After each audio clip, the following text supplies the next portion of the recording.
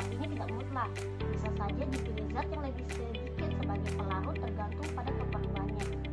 Tetapi di sini akan digunakan pengertian yang biasa digunakan untuk pelarut dan terlarut. Campuran yang dapat saling melarutkan satu sama lain dalam segala perbandingan dinamakan larutan miscible. Udara merupakan larutan miscible.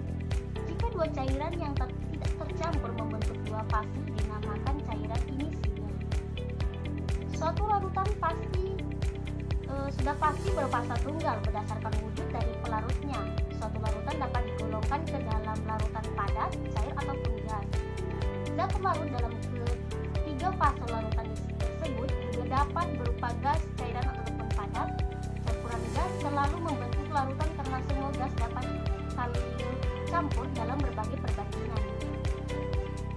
Dalam larutan cair, cairan disebut pelarut dan komponen lain gas atau zat padat disebut terlarut. Jika dua komponen pembentukan larutan adalah cairan, maka komponen yang jumlahnya lebih besar atau strukturnya tidak berubah dinamakan pelarut.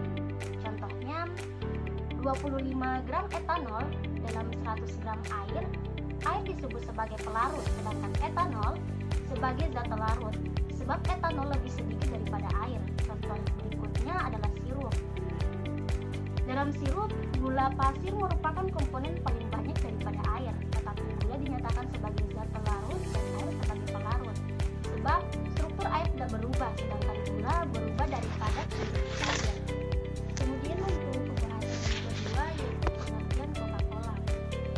Coca-Cola adalah minuman ringan berkarbonasi yang dijual di toko, restoran, dan mesin penjual di lebih dari 200 negara. Minuman ini diproduksi oleh Coca-Cola Company asal Atlanta, Georgia, dan sering disebut Coke saja. Merek dalam terdaftar Coca-Cola Company sejak 27 Maret 1944. Awalnya dibuat sebagai obat paten saat ditemukan pada akhir abad ke-19 oleh John Pemberton. Coca-Cola akhirnya dibeli oleh pebisnis asal Greeks, Handler, yang taktik pemasarannya berhasil membuat Coke mendominasi pasar minuman ringan dunia sepanjang abad ke-20. Coca-Cola adalah merek minuman ringan yang paling terkenal dan populer. Selain dikonsumsi pada acara penting, minuman ini juga menjadi pilihan saat bersantai atau berkumpul dengan keluarga. Minuman ringan telah menjadi bagian dari gaya hidup remaja dewasa ini karena tampilan kemasan yang menarik dan berbagai merek minuman ringan yang tersedia. Hal ini membuat konsumen menjadi lebih selektif, kritis, dan memilih sesuai dengan preferensi mereka. Perkembangan ini perlu diperhatikan dalam konteks remaja kini. Coca-Cola memiliki pH 2,6 menjadikannya minuman yang bersifat asam. Kandungan asam berkarbonat, H2CO3, asam buatan, dan perasa dalam minuman berkarbonasi ini dapat bereaksi dengan manusia lain. Berikutnya pembahasan yang ketiga yaitu komposisi dan fungsi zat kimia dalam Coca-Cola. Bahan dasar Coca-Cola yang pertama, udara berkarbonasi. Sekitar 90% Coca-Cola adalah udara. Bagian yang dikarbonasi adalah karbon dioksida yang dimurnikan dan memberikan gelembung atau gaseous yang khas pada Coca-Cola. Kedua, gula. Rasa manis Coca-Cola dan rasa nikmat yang di lidah berasal dari gula. Coca-Cola Zero Sugar dan Coca-Cola Light tidak memiliki kandungan gula sama sekali. Ketiga, warna karamel. Karamel yang sangat spesifik dibuat khusus untuk Coca-Cola untuk memberikan warna minuman yang khas. Keempat, asam fosfat. Rasa tajam Coca-Cola berasal dari penggunaan asam fosfat. Kelima, kafein. Rasa sedikit pahit Coca-Cola berasal dari kafein. Keenam, konsentrat cola. Konsentrat cola yang digunakan dalam pembuatan minuman seperti Coca-Cola umumnya mengandung berbagai bahan kimia dan rasa yang membuat berbeda dari gula murni. Rumus molekul untuk konsentrat cola tidak dapat dikuncikan menjadi satu rumus tunggal karena konsentrat tersebut mengandung campuran berbagai senyawa kimia seperti asam sitrat, asam fosfat, minyak atsiri, gula, kafein, dan bahan-bahan lainnya. Rumus molekul akan terdiri dari berbagai senyawa kimia yang ada dalam konsentrat tersebut. Inti dari formula rahasia Coca-Cola adalah perpaduan rasanya yang alami.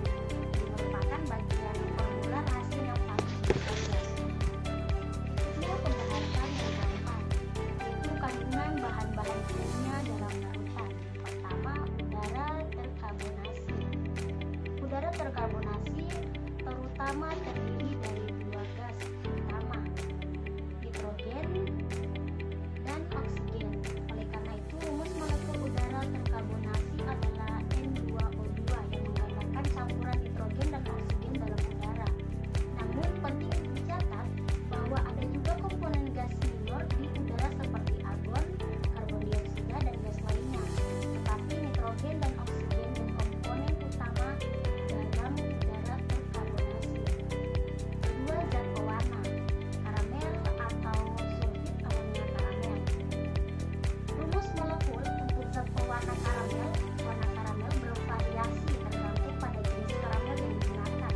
Karena ada beberapa jenis karamel yang berbeda, namun secara umum, karamel adalah produk pemanasan gula dan rumus molekulnya akan mencakup karbon, hidrogen, dan oksigen. Tetapi bisa sangat bervariasi tergantung pada proses pembuatan dan jenis gula yang digunakan. Sulfat amonia karamel, amonia sulfat karamel, adalah jenis karamel yang menggunakan amonium sulfat dalam proses produksinya. Rumus molekul sulfat amonia karamel akan mencakup unsur karbon, hidrogen, oksigen, nitrogen, sulfur, dan amonium. Namun rumus molekul bertahannya akan bervariasi tergantung pada proses produksi dan formulir yang digunakan oleh prosedur tertentu.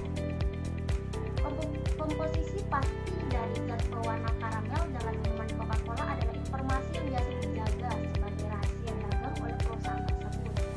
Karamel yang digunakan dalam minuman tersebut adalah salah satu jenis karamel pangan yang dikenal sebagai karamel 4, E150Y yang mengandung amonium sulfat. Sebagai informasi umum, karamel 4 adalah produk dari pemanasan gula yang menghasilkan senyawa-senyawa yang mengandung karbon, hidrogen, oksigen, nitrogen, dan sulfur. Rumus molekul pasti dari karamel 4 digunakan dalam Coca-Cola adalah rahasia yang tidak diungkapkan secara publik. Penting untuk diingat bahwa perusahaan minuman biasanya tidak mengungkapkan komposisi molekuler yang tepat dari bahan tambahan mereka, karena hal ini dianggap sebagai informasi rahasia dagang. Ketiga, kafein. Rumus molekul kafein adalah C8H10N4O2. Ini menggambarkan komposisi kimia kafein yang terdiri dari unsur-unsur karbon, hidrogen, nitrogen, dan oksigen. 4. Asam fosfat. Asam fosfat adalah senyawa kimia anorganik yang memiliki rumus molekul H3PO4 dan berat molekul 98 gram per mol. Senyawa ini juga dikenal sebagai asam ortofosfat atau asam fosfat 5. Asam fosfat memiliki tinggi 135 derajat Celcius dan berbentuk cairan yang tidak berwarna, tidak berbau, dan tidak mudah menguap. Senyawa ini terdiri dari unsur-unsur hidrogen, fosfat, dan oksigen. Kelima, kalium benzoat. Rumus molekul dari kalium benzoat adalah C7H5KO2. Senyawa ini terdiri dari unsur karbon, hidrogen, kalium, dan oksigen, dan merupakan garam dari asam benzoat. Kalium benzoat adalah bahan pengawet yang sering digunakan dalam makanan dan minuman untuk mencegah pertumbuhan mikroorganisme dan memperpanjang masa simpan produk tersebut. Keenam, kalium sitrat. Rumus molekul dari kalium sitrat adalah C6H5K3O7.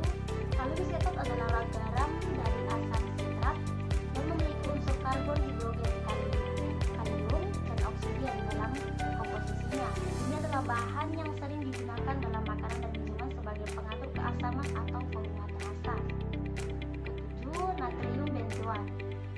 Rumus molekul dari natrium benzoat adalah C7H5NaO2. Senyawa ini terdiri dari unsur karbon, hidrogen, natrium, dan oksigen, dan merupakan garam dari asam benzoat. Natrium benzoat adalah bahan pengawet yang sering digunakan dalam makanan dan minuman untuk mencegah pertumbuhan mikroorganisme dan memperpanjang masa simpanan produk tersebut. 8. Natrium siklamat. Rumus molekul dari natrium siklamat adalah C6H11N2O3SNA. Senyawa ini mengandung unsur karbon, hidrogen, oksigen, sulfur, dan natrium. Buatan yang digunakan dalam berbagai produk makanan dan natrium siklamat adalah pemanis minuman sebagai pengganti gula.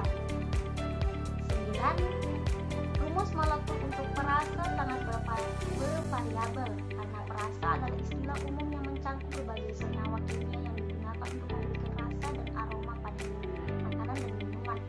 Perasa yang biasa terdiri dari campuran berbagai senyawa kimia seperti ester, aldehida, keton, dan senyawa organik lainnya.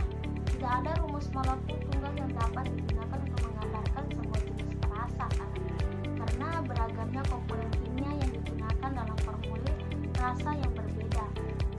Ke-10, glukosa.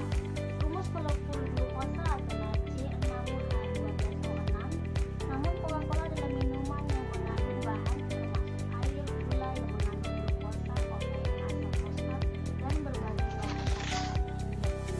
Kemudian untuk soal 6, pH Coca-Cola sama dengan 3,12. Maka berapa H3O positifnya? pH sama dengan 3 log H3O positif log H3O positif sama dengan negatif pH. Jadi H3O positif sama dengan 10 pangkat negatif pH antilog sama dengan 10 pangkat negatif 3,12 sama dengan 7,6 kali 10 pangkat negatif 4. Oke, untuk selanjutnya pembahasan yang kelima, yaitu tentang kegunaan dalam minuman Coca-Cola. Pertama, menghancurkan timbunan lemak di hati. Beberapa penelitian menunjukkan bahwa asam fosfat dalam Coca-Cola dapat membantu memecah timbunan lemak di hati. Kedua, meningkatkan energi. Kafein dan gula dalam Coca-Cola dapat memberi peningkatan energi yang cepat. Ketiga, minuman penyegar. Coca-Cola sering diminum sebagai minuman penyegar, terutama saat cuaca panas atau untuk menikmati sensasi gelembung dan rasa manisnya. Keempat, campuran koktail. Beberapa orang menggunakan Coca-Cola sebagai bahan dasar untuk menciptakan koktail seperti Cuba Libre, Coca-Cola dengan rum dan peran jeruk yang terkenal. Kelima, penghilang noda. Coca-Cola dapat digunakan untuk membersihkan noda pada permukaan seperti piring atau bahan logam. Asam fosfat yang terkandung dalam minuman ini dapat membantu menghilangkan noda. Keenam, sebagai makanan. Coca-Cola juga dapat digunakan dalam resep masakan seperti marinade untuk daging panggang atau sebagai bahan dalam saus. Ketujuh, efek bersih. Beberapa orang juga menggunakan Coca-Cola untuk membersihkan toilet atau permukaan yang berkarat karena kandungan asamnya. Namun, penting untuk diingat bahwa Coca-Cola adalah minuman yang tinggi gula dan kalori sehingga sebaiknya dikonsumsi dengan bijak. Coca-Cola juga memiliki bahaya. Yang pertama, kandungan gula tinggi. Minuman manis seperti Coca-Cola dapat menyebabkan peningkatan berat badan dan berkontribusi pada resiko obesitas jika dikonsumsi dalam jumlah berlebihan. Kedua, risiko kerusakan gigi. Kandungan gula dalam Coca-Cola dapat merusak gigi dan menyebabkan kerusakan gigi seperti karies. Tiga, kafein. Coca-Cola mengandung kafein yang dapat menyebabkan ketergantungan, gangguan tidur, dan efek samping lain jika dikonsumsi dalam jumlah besar. Keempat, rendahnya nilai gizi. Coca-Cola tidak memberikan nutrisi yang signifikan dan hanya menyediakan kalori kosong. Kelima, diabetes tipe 2. Konsumsi minuman manis seperti Coca-Cola terkait dengan peningkatan risiko diabetes tipe 2. Penting untuk mengonsumsi Coca-Cola dan minuman serupa dengan bijak dan dalam batas yang wajar. Jika Anda memiliki masalah kesehatan tertentu atau berisiko terhadap masalah tertentu, konsultasikan dengan dokter atau ahli gizi sebelum mengonsumsinya. Baiklah, itu saja pembahasan